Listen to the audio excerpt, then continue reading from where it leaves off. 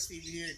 So today, susubukan natin ang tibay ng Zion Tactical Bag at kakasa tayo sa Sabit Challenge ng Zion Tactical. Let's go! Kung sila tinatry nila, isang tao lang ang nakabitin sa Zion Tactical. Tayo, susubukan natin, 2 tao ang bibitin sa Zion Tactical.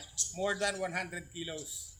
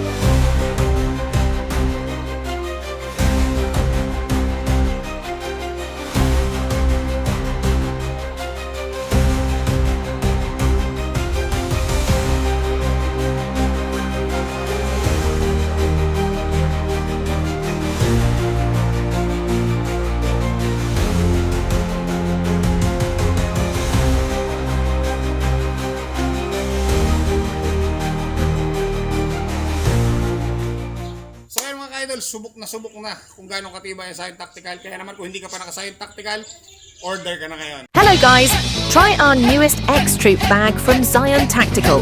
You can check out our Shopee store or visit our page for more info. Zion Tactical, legitimacy, durability and quality at its finest.